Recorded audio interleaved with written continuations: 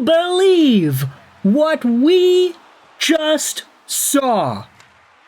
I'm not gonna lie, I'm like bouncing around here.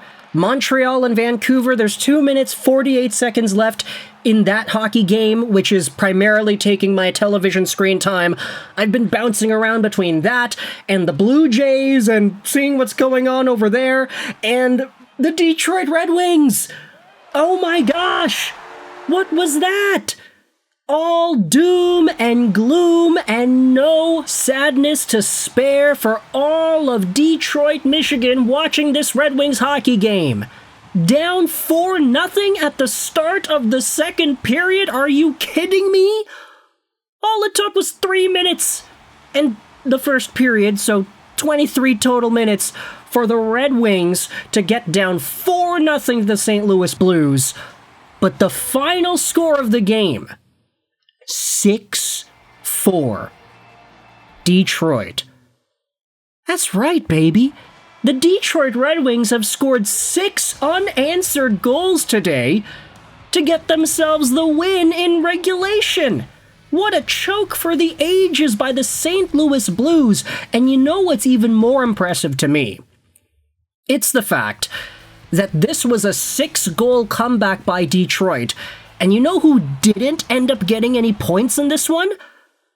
Lucas Raymond, Dylan Larkin, nor Moritz Seider hit the score sheet today. Which I was admittedly a little bit disappointed about because, yeah, Lucas Raymond's on my fantasy team. Yeah, say what you want about whether or not he's actually playing healthy right now in any way, but still, he went out there. He played himself. How many minutes did Lucas Raymond have? 20 minutes and 16 seconds time on ice. Dylan Larkin led the forwards in ice time with 21:58. They're both a +1, but they didn't have any points. This was a game by committee when you look at who it is that got the Wings up on the board, what defensemen were going out there and scoring some meaningful points. Shout out to you, Simon Edvinsson, for getting 2 extremely important goals in this one, the game winner and the empty net there. What an incredible span of about 20 minutes this was for the Detroit Red Wings to storm back and take control of a game that nobody thought they had a chance to come back from.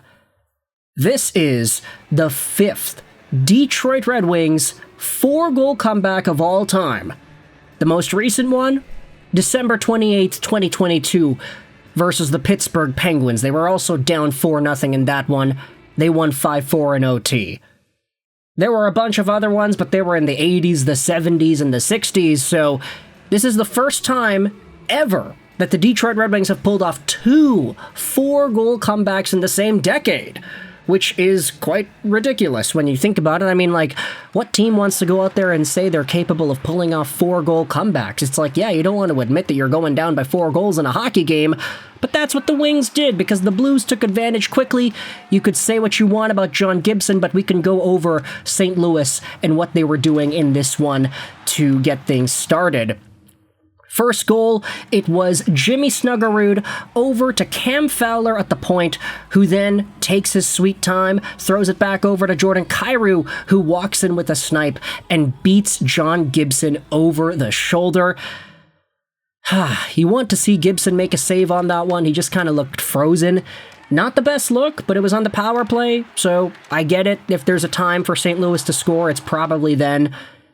Give it about 5 minutes, and then you have yourselves Jake Neighbours getting the 2-0 goal, assisted by Robert Thomas and Justin Falk. It's a really, really nice play where Robert Thomas goes across to the backside. Justin Falk then streaks right in, tosses it to the back door, and Jake Neighbours is there to put the puck in the back of the net. It's a really nice tic-tac-toe, cross-crease to cross-crease play. It's hard to blame the goaltender for that one. It's such a directional, lateral type of goal. But it's a 2-0 lead either way for the St. Louis Blues. And that carries into the second period, where just 1 minute in, you have Pavel Buchnevich getting himself the 3-0 goal.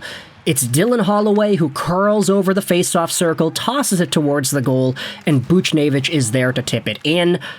Again, not a difficult play to see coming. Like, this is a pretty standard NHL power play maneuver with the forwards circling around, taking shots, and then guys in the middle getting the tips in front. But you got to be able to box that guy out. It's very difficult for your goaltender to be able to make saves on those kinds of plays consistently. And it's 3-0 St. Louis because of it. Give it 2 more minutes, and you have Jake Neighbours getting his second of the game, assisted by Robert Thomas and Jimmy Snuggerud. Really nice Robert Thomas spinning pass out there in front. Finds itself over to Neighbours, and he makes no mistake. He beats Gibson 5-hole. Gibson came out to challenge, but then again, it's like, hey, he was one-on-one with the shooter after the play had already leaned over to the Robert Thomas side of the ice. You just totally see the Red Wings lose their composure defensively and lose their assignments. Neighbours should not be all by himself one-on-one against John Gibson, but he was. And at this point, the St. Louis Blues were up 4-0, and Red Wings fans were starting to feel hopeless. But then, 4 minutes later, the Red Wings on a power play of their own. It's Jonatan Berggren who ends up getting a really interesting goal. Okay, nice. Andrew Kopp fed it to him, and Berggren makes the really nice snapshot to put it through. Cross-crease plays generally do well in the NHL, so nice to see that. Also, Axel Sandin Pellikka got his first assist of the year, so that's nice.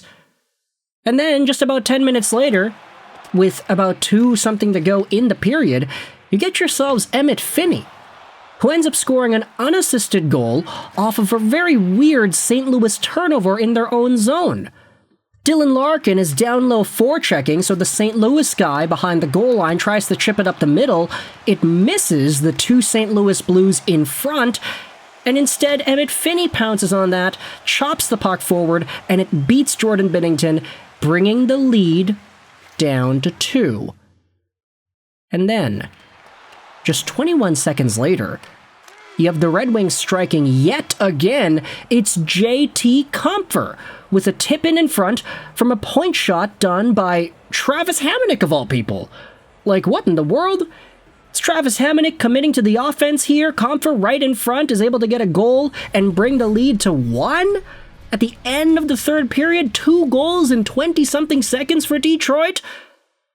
At this point, you're starting to get a little bit excited if you're a Red Wings fan, and St. Louis fans are kind of starting to panic. Hey, wait a minute, we just gave up 3 goals in the span of about however many minutes. Are we going to be able to hold on to this lead? Well, no. Because in the third period, at the halfway mark, Blues still up 4-3. You have Alex DeBrincat, who takes the puck in the Red Wing zone. He intercepts a pass going to the opposite wing. He charges down the neutral zone, cuts back into the middle in the offensive zone, and then just fires a beautiful wrister by Jordan Binnington. That's his first goal of the year. It took him so long, and he's been getting a bunch of assists, but DeBrincat finally gets on the board, and it's a 4-4 tie. And then, just 30-40 seconds later after that, it's Simon Edvinsson who throws a puck from nowhere. He lobs one towards the goal, and it beats Jordan Binnington. It's a weird kind of knuckle puck looking shot, and the puck takes a weird bounce, it looks like, off the St. Louis guy in front. It beats everybody, and the Red Wings have a 5-4 lead. JT Compher gets the assist there too. Nice to see Compher getting up on the board. And then Simon Edvinsson gets the empty net. He's in his own zone, throws a puck long range down to the opposite goal. 6-4 hockey game. That's his 3rd goal on the season and 2nd of the night, Simon Edvinsson. And the Detroit Red Wings face themselves a seemingly insurmountable mountain to climb that they end up conquering on this day. Let me know your thoughts in the comment section below about the Red Wings defeating the St. Louis Blues 6-5 in a huge comeback victory here today. I gotta go start recording videos because, the Montreal and Vancouver game just ended, so I gotta do double time. Thoughts in the comment section below about the Red Wings and the Blues. I hope you enjoyed this video. And bye.